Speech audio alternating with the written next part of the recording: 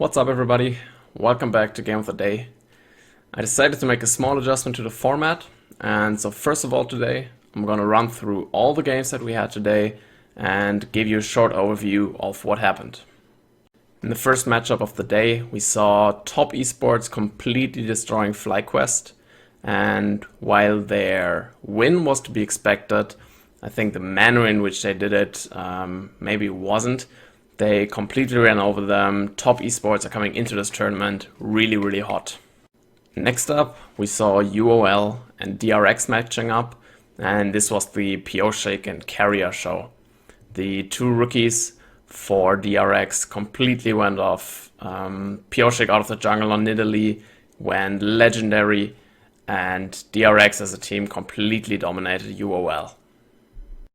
And the storms just continued. Rogue decided that the first two games hadn't been quick enough, and they almost perfect gamed PSG Talon in the third matchup of the day, only giving up one Mountain Drake. Otherwise, this team just rolled all over the PCS representative. The most hyped up matchup of the day came in Game 4, when Korea's first seed Damwon took on China's second seed in JDG. And once again, it was actually Stomp, not to be expected at all in this game. But Damwon Gaming, they just came in, they are in really good form. They rolled all over JDG. And yeah, it was another closeout, a shutout, not a close game at all. And yeah, Damwon Gaming with the win here on day one. And then, at the end of the day, we saw NA versus EU, TSM versus Fnatic, and we saw this beautiful play from Bwipo utilizing his level 6, getting the outplay, getting the 1v2 kill in top lane. And after a very close back and forth for like 30 minutes, TSM gave up their mid inhibitor to take their third dragon, and this basically gave up the game to Fnatic, because with this mid pressure from the super minions, Fnatic were able to secure the Baron, and with that Baron they were able to take down 4 of TSM's 5 members and close out the game from there. So from the way I set this up, that must mean that LGD versus Gen.G must be the game of the day. The 4th seed out of China that we just saw play in the play-in stage, taking on the 3rd seed out of Gen.G, that a lot of people actually think are the 2nd best team out of Korea, ahead of DRX.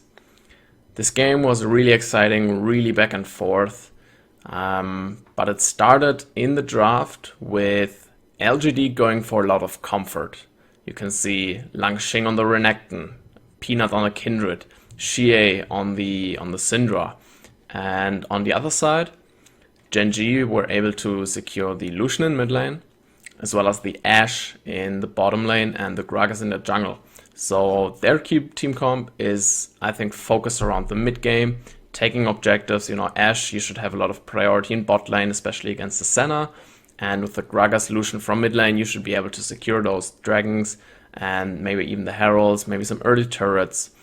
And LGD's team comp is much more scaling heavy, much more teamfight heavy. With the Leona, the Syndra, you have a lot of engage, even long range engage. And with the Renekton, the Kindred, the Leona, you have pretty good front to back team fighting with a lot of healing and shielding from the Senna as well. What played out in this game is that Gen.G got ahead pretty early due to their good laning. Rascal was able to get himself an early lead in his top lane just by himself, and then use that advantage to TP into the bot lane. Gen.G had just gone for a gank with Clit onto LGD's bot lane, and this TP coming from the top side from Rascal helped Gen.G go for the dive onto Kramer and get first blood there. This meant that Langxing, on the other hand, had a little bit of time to equalize that farm lead of Rascal in the top lane. But what played out over the next minutes is a pretty bloody early game, where BDD and Ruler were able to accrue their own farm leads, and this helped Gen.G get ahead in gold pretty early on, 2.5k gold lead around the 15-minute mark, when actually the kills were pretty even. There was way too much action in this game to talk about it all in this video, so you should definitely go back and watch this game. As you can see, at this point in the game, 33 minutes in, Gen.G are at Infernal Soul point, which would be incredibly strong for them. We are 13 and 10 for kills, but the gold lead has actually been quite stable since like the 15-minute mark. It's always around like 2 to 4k gold for Gen.G. So at this point in the game, the gold lead is actually not that big of a factor anymore. And what we see playing out in this game is both teams grouping and dancing around the objectives like we see here. There's the objectives are definitely the name of this game, and so the Infernal Dragon is going to be spawning in a couple of seconds here, and we're actually going to see BDD slightly misposition and Live then engaging and basically sacrificing himself for the sins of his mid laner, and this will allow LGD to pick up this dragon and denies Gen.G the Infernal Soul, which would have probably been game ending at this point. With this dragon going over to LGD, we're gonna see this game going on a little bit longer, but every dragon that spawns from here is gonna be Infernal Soul for Gen.G. So with these 3 dragons on their side, they have a really big win condition because Infernal Soul is one of the strongest souls in the game, and as both teams like to fight around these objectives, this will play heavily in their hand, because then any Baron fights that happen, any fights around the base of both teams, would get a lot easier for Gen.G. I'm going to once again jump forward a little bit in time to like the 44 minute mark of this game. This is by far the longest game that we saw today, and this is the game deciding point here. As you can see, LGD were able to take another Infernal Drake, their second one as well. So both teams now on the Infernal Soul, if they take the next dragon, which is coming up in just 40 seconds. And with both of these teams grouping and dancing around these objectives all game, we can be sure that there's gonna be a fight around this objective that's probably gonna be deciding this game. And you can also see that Gen.G have the Baron at this point, and they use that to push out mid and position themselves well around the Dragon Pit.